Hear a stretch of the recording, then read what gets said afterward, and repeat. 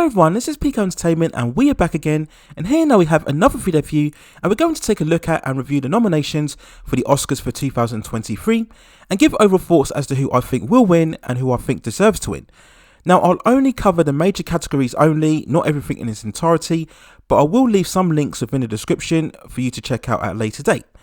So we'll start off then with what most deemed the biggest award of the event, and this is of course for Best Film, for which there were 10 nominations, and the main standouts included Elvis, the Baz Luhrmann biopic of the iconic pop star, Everything Everywhere All at Once, which had the biggest nominations of all with 11 overall, The Fabelmans, which is Steven Spielberg's semi-autobiographical account, The Banshees of Inisherin, starring Colin Farrell and Brendan Gleeson, All Quiet on the Western Front, the World War I epic, and also we saw nominations as well for Top Gun Maverick and Avatar The Way of Water.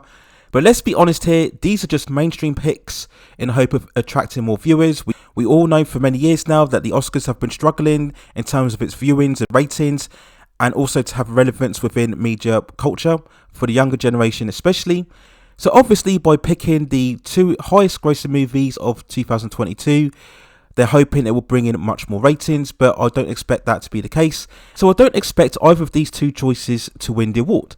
Overall, I'd say it's probably between The Fabelmans, All Out on the Western Front, and The Banshees of Inisherin. And overall, I'll probably think that All Quiet on the Western Front will end up winning this category. Any one of those three films I think have the best choice in terms of winning Best Film. We take a look at the nominations for Best Director, and will Steven Spielberg pick up another award for The Fabelmans? He's got a good chance, I suppose, but he did win many years ago, so they tend to not give the best directors multiple wins for the award. They always tend to go for somebody different. We also have Daniel Kwan, who directed Everything Everywhere All at Once, Todd Field directing the composer epic Tar, and also Ruben Östlund as well for Triangle of Sadness.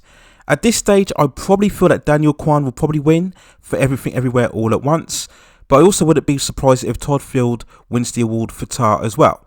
I just think Steven Spielberg, having already won a couple of times, and the fact that he's Steven Spielberg, again, a lot of the times they tend to go for the smaller, less well-known names for these type of awards, so I really can't see Steven Spielberg picking up the award this time round. We then look at the nominations for Best Actor, and we have Austin Butler for his portrayal of Elvis, Colin Farrell for The Banshees of Inisherin, we have Brendan Fraser for The Whale, and I think overall it's between these three as to who will win the award. There has of course been a lot of favour, especially online, for Brendan Fraser making his supposed comeback. We all know him primarily for the Mummy films, of course. I do have a sneaky feeling that Colin Farrell is going to win, as it's always the least hyped nomination that ends up picking up the award, but definitely I still believe it will be between Austin Butler, Colin Farrell and Brendan Fraser for the Best Actor award.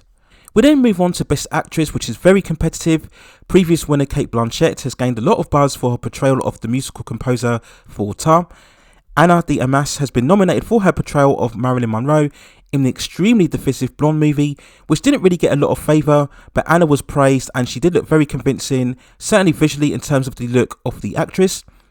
Andrea Riseborough has gained a lot of critical praise as an alcoholic mother trying to connect with her son into Leslie.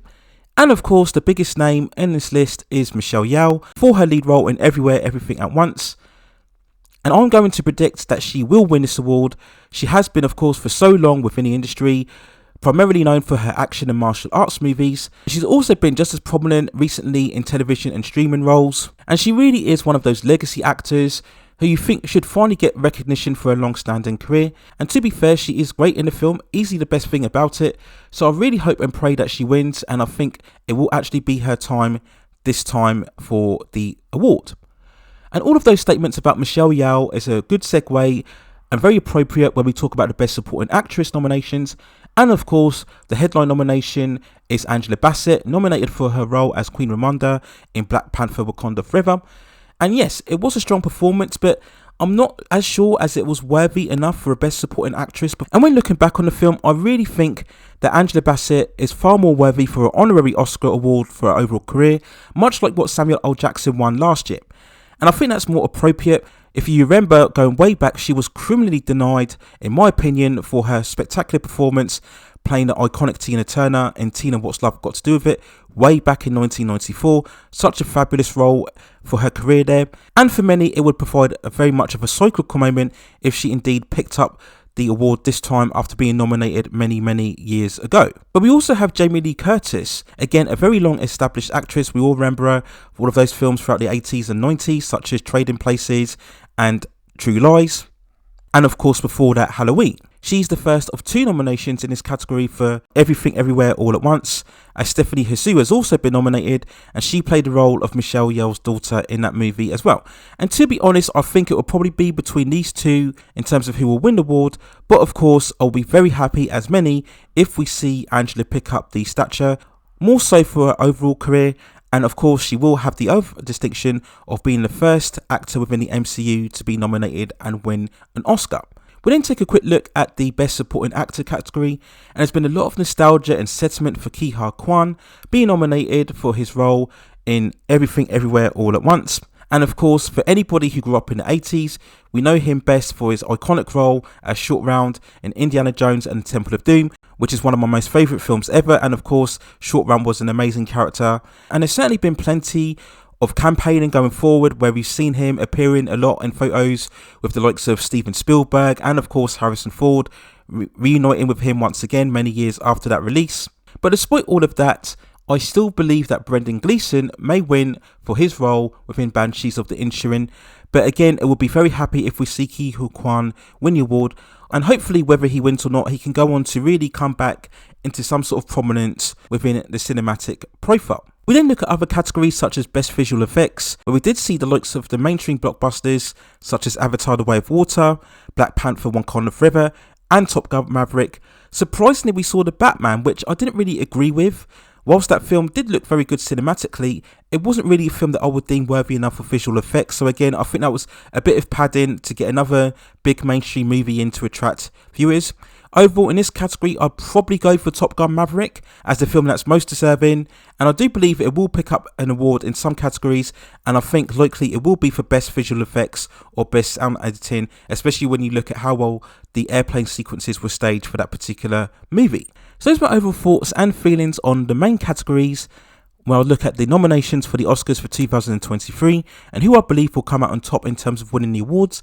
Let me know what you think in the comments below. If you have very different picks as to what I've had in terms of who you think will come out winning on the night, then also let me know and we can have further debate and discussion. Do you believe it's the right time for both Michelle Yeoh and also Angela Bassett to pick up awards for their long-standing careers? Also, let me know in the comments. And of course, when the Oscars do arrive around March this year, I will of course provide coverage over the overall winners and losers of that event. So look out for that on the channel. And if you have any other suggestions regarding any movies or television series or any other issues within the entertainment or pop culture industry that you'd like to see me cover, then also let me know within the comments, and I will see if I can provide further commentary for you on those topics within the future. Please also hit and like those subscription and notification buttons so I can provide you with more high quality content like this in the future. But that's it for now. Take care of yourselves, and I will see you very soon.